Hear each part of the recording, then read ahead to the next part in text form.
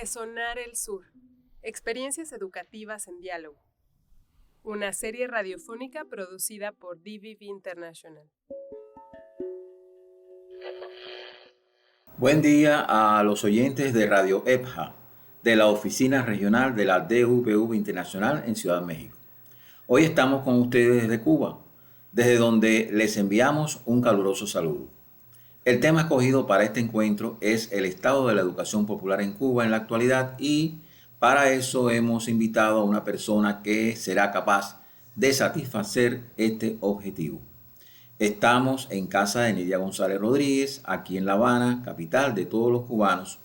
Nidia es educadora popular, presidenta de honor de la Asociación de Pedagogos de Cuba y del Consejo de Educación Popular de América Latina y el Caribe, CEAL. Además, es fundadora del colectivo de investigación educativa Graciela Bustillos, sección científica de la Asociación de Pedagogos de Cuba, encargada de promover la educación popular en nuestro país. Nidia es actualmente la asesora pedagógica del proyecto de cooperación con DVV Internacional denominado Gestión Participativa para el Empoderamiento y Sostenibilidad Ambiental de la Cuenca de la Bahía de La Habana, que ha tenido una excelente acogida entre sus miembros y la población en general.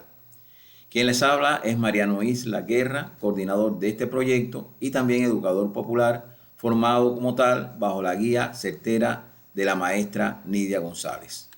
Pero empecemos. Nidia, quisiera comenzar preguntándole lo siguiente. ¿Cómo usted aprecia el estado de la educación popular hoy en Cuba, en nuestro país? Si me permites, quisiera comenzar enviando un caluroso saludo de los educadores cubanos a los oyentes de Radio EPJA. Y después de este abrazo desde la distancia y el agradecimiento por esta oportunidad de conversar sobre nuestras prácticas educativas, paso a preguntarle: ¿sabían ustedes que la educación popular llegó a Cuba 20 años más tarde que al resto de América? Pues sí. Mientras que en la década del 60 toda la América comienza a recibir la práctica y la teoría que creaba Paulo Freire sobre la educación para la libertad del oprimido, esto no se conoce en Cuba, debido a que en estos momentos la OEA y los obedientes gobiernos de toda América están cumpliendo la orden del imperio de romper relaciones con Cuba, con la excepción honrosa de México. Es en 1986 que el Consejo de Educación de Adultos de América Latina, el CEAL, se reúne con educadores cubanos en la Casa de las Américas. Y allí escuchamos por primera vez los fundamentos de la educación popular. Pero veamos en qué situación estaba la educación de Cuba en esos momentos. En la década del 80, gracias a la revolución, ya hacía 20 años que habíamos logrado eliminar el analfabetismo. También se había declarado la educación como derecho humano y, por tanto, la enseñanza era gratuita en todos los niveles y tipos. Hicimos un esfuerzo enorme en la formación de maestros. Se fundaron escuelas en todo el territorio, de manera de dar cobertura total. Se fueron colocando metas ascendentes a la población que ya había alcanzado el 6º grado. Crecía la matrícula universitaria y los cursos de superación. Queríamos convertir a Cuba en una gran escuela. Se iniciaba la apertura del desarrollo de la ciencia, que ahora hizo posible las vacunas contra la COVID-19. En general, estábamos muy satisfechos de lo logrado en la educación, y eso explica que cuando llega la educación popular a Cuba, no se valore la necesidad de asumir su estudio y recreación. ¿Han visto ustedes a alguien que cambie aquello de lo que se siente satisfecho y orgulloso? Bueno, pero esto no quiere decir que el esfuerzo del CEAL fuera en vano. La semilla de la educación popular se desarrolla en los espacios educativos no disputados, es decir, en la educación comunitaria. De ahí que actualmente la experiencia acumulada sobre educación popular se encuentra fundamentalmente en la educación no formal de personas jóvenes y adultas y en las organizaciones no gubernamentales, las organizaciones religiosas y algunas organizaciones políticas. Es cierto que ha crecido mucho el grupo de educadores populares, que hemos tenido mucho apoyo de los educadores populares de América Latina que han sido nuestros maestros y de muchas agencias de la cooperación internacional. Por ejemplo, la DVV, la cual ha impulsado la capacitación de educadoras de personas jóvenes y adultas y de hecho nos motivó a recrear para Cuba en el 2016 su aporte pedagógico, el currículum global. Pero me preguntabas por la situación de hoy, cuando oportunistamente los Estados Unidos recrudecen el bloqueo mantenido durante 60 años, aprovechando los impactos de una pandemia de la COVID que no solo afectó la salud de nuestro pueblo, sino que afectó todas las dimensiones de la sociedad, incluyendo la educación.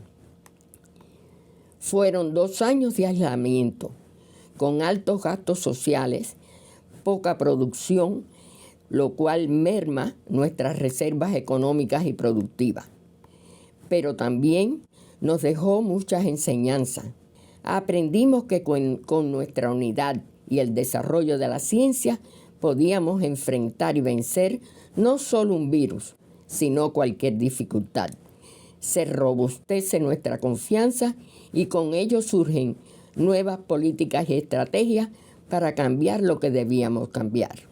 Y así nuestro presidente y primer secretario del partido ha planteado la necesidad de democratizar nuestros procesos educativos en todos los niveles y tipos de enseñanza.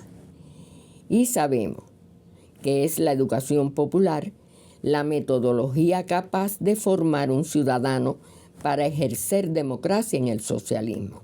¿Y qué significa eso? Significa ensayar en la escuela el ejercicio de la democracia e influir en las familias y en la comunidad educativa para convivir democráticamente. Implica conformar espacios democráticos donde se formen los valores de un sujeto capaz de anteponer sus intereses al interés colectivo, con voluntad de servicio y responsabilidad social, un amante de su patria, un servidor de su pueblo, capaz de manejar la fuerza con que en la vida se ha de luchar, es decir, que sepa resolver los problemas con independencia personal y con convivencia social, capacidad investigativa y conciencia global. También generosidad del espíritu y sin poner en peligro nunca la dignidad y la fuerza de la patria. Excelente reflexión, Nidia. Seguro que los radio oyentes estarán bien satisfechos con esta valoración. No obstante, para terminar y no hacer tan extenso este encuentro, le pediría sus consideraciones sobre cuáles son los retos que usted considera tienen los educadores populares cubanos ante sí actualmente. ¿Qué retos tienen hoy los educadores cubanos? Muchísimo. El educador debe prepararse porque ha de renovar su pensamiento, ha de luchar por la coherencia de su actuar democrático, ha de conocer profundamente el contexto de su escuela y de sus estudiantes, ha de interesarse por los problemas del contexto nacional y global, ha de agudizar su vista para reconocer la información falsa y desarrollar su capacidad para la defensa del sueño. Ha de aprender a recrear la educación popular, cuidando de promover la participación real, a compartir la dirección del proceso con sus estudiantes, a respetar los derechos de la comunidad educativa, a decidir sobre la educación de sus hijos. Ha de ser capaz de amar a sus estudiantes y desarrollar el proceso de aprendizaje haciendo que todo parezca fácil, que todo sea agradable y que todo se enlace. No es que sean estos los únicos retos, pero me parecen bastantes para empezar. ¿No les parece a ustedes? Ojalá sirvan mis criterios para que puedan entender mejor la realidad de Cuba y sobre todo para que nos quieran más. Muchas gracias. Esperamos que este encuentro haya satisfecho sus expectativas y redunde en el fortalecimiento de la unidad de los educadores populares caribeños y latinoamericanas. Nuestro agradecimiento a la educadora Nidia González por sus reflexiones, valoraciones y aportes a esta edición de Radio EPHA. Eso esperamos. Por ahí nos vemos. Muchas gracias por su atención.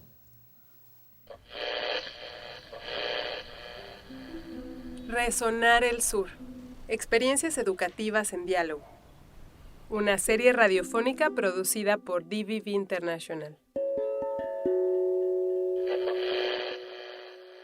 Las opiniones expresadas en esta serie radiofónica son responsabilidad de quien las emite.